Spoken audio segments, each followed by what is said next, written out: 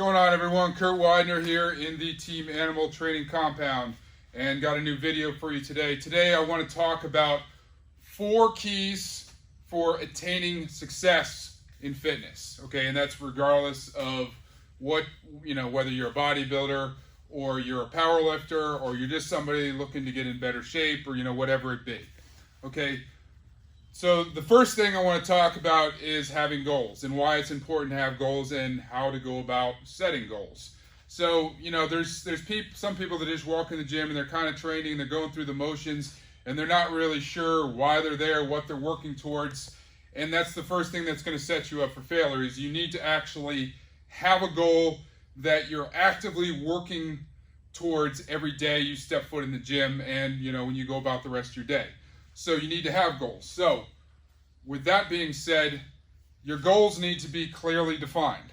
Okay, they also need to be measurable, and you need to have a deadline. So I'm going to give you an example of good versus bad goals. So some people might say, well, I want to get in better shape this summer. Not a goal, or it's not a good goal. Okay, and by that I mean it's not defined. You can't measure it. There is no deadline involved. So that's a very vague goal to set. Let me give you a better example of a goal. I want to be able to run a mile in 6 minutes by September 1st. I want to be able to bench press X amount of weight for 10 reps with a strict pause at the bottom by October 1st. That's a good goal. All right? It's measurable and it has a clearly defined deadline. All right? So on that day, you're either going to achieve or not achieve that goal. All right, so kind of put your feet to the fire. So a few other things. Obviously, besides being very specific, you need to make sure that your goal is going to challenge you. So it's something that you can't currently do, obviously, and it's going to force you to work hard to be able to attain that in the time frame that you have. All right.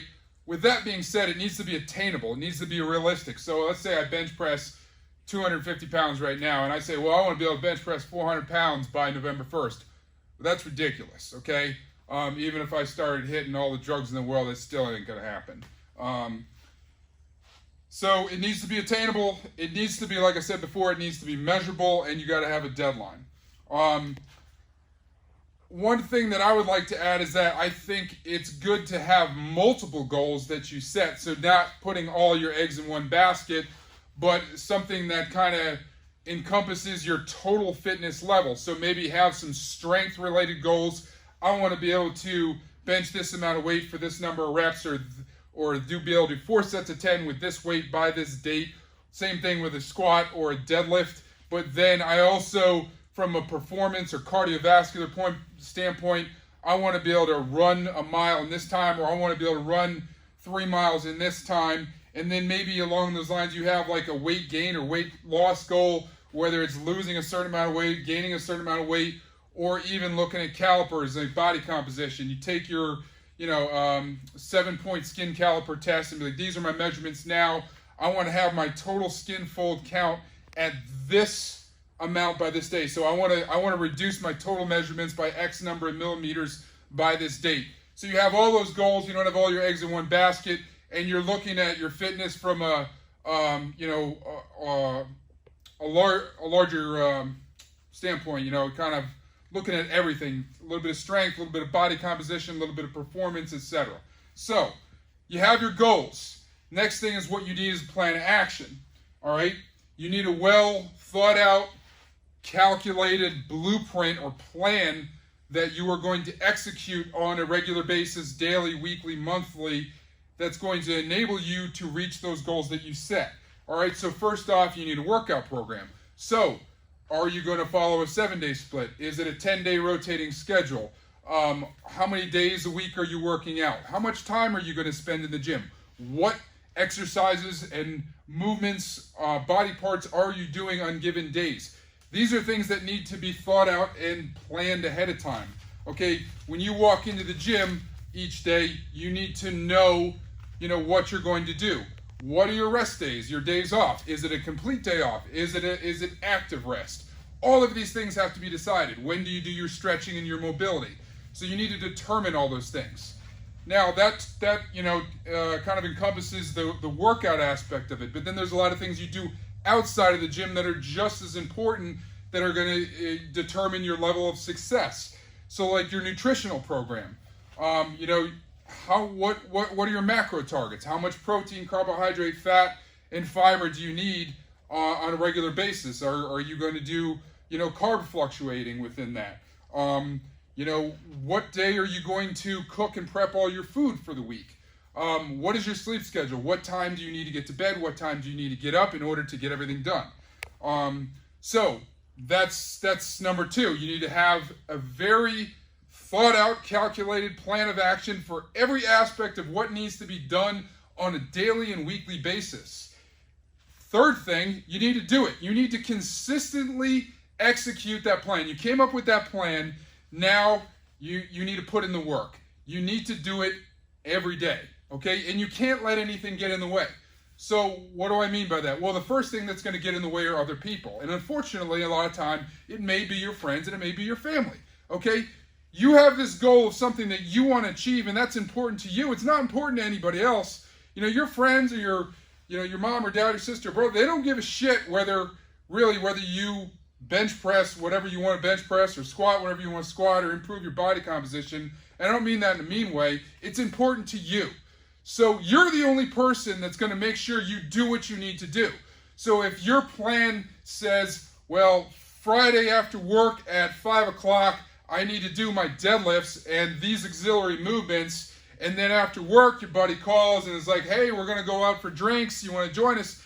And you got to be, no, I need to go deadlift because I have a fucking goal that I want to achieve, and I'm not letting anything get in the way. Until I'm done with that, I'm not going to be thinking about anything else. And you're the only person that has the power to make sure that you do what you need to do. You need to be consistent. You need to be relentless, okay?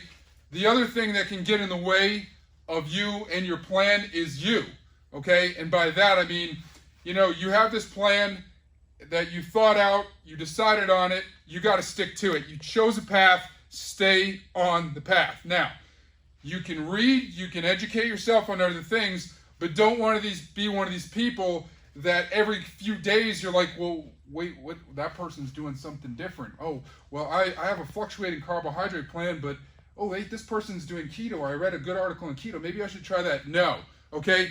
I'm not saying no to keto. I'm saying if that wasn't your plan, don't change your plan. You need to allow a certain period of time where you follow the plan that you set out and assess whether it works. You need to have faith in it, okay? So maybe it's 4 weeks, 6 weeks, 8 weeks, 10 weeks. You stick to that plan, and then you get to the end of that period, and then you step back and be like, all right, I think this part works. I think I need to make this adjustments, whatever. But if you're changing your plan every 3 days, you don't even know what's going to work. So let's say 1 week you're like, well, I should train 7 days a week. And then the next week you're like, I don't think I'm getting enough rest. I'm going to cut back to 4. And then I'll go to 5. And every single week you're taking a different number of days off. You have no idea what's optimal. Okay, you can't figure that out because you haven't consistently stayed to anything. So you got to stick to the plan. So the fourth thing is, all right, we're talking about, lifting and working out. And a lot of people have, they're driven, the effort's there and everything, but you watch them work out and you're like, Jesus, that person's going to hurt themselves. You got to learn the movements and master them. So mechanics, form, when it comes to, especially your big lifts, your bench press, or really any type of press, your military presses, squats, deadlifts, learn and master how to do them right. All right? Take video of yourself, consult with experts on how to, do these movements. Learn your body. Everybody's a little different mechanically. And make sure that you're executing these things with proper form, because then you could put forth all the effort in the world, and if you're doing it wrong, you could end up with an injury because you didn't address these little issues. So, when you're getting into it, learn how to do it right. It'll save you time unlearning things or correcting things or, trying to heal injuries down the road. So that's all I got today. Those are the 4 keys, my 4 keys to success in fitness. Dave, you got any questions? I think you nailed it. All right. You guys have a great Sunday. Have a great week. Get after it.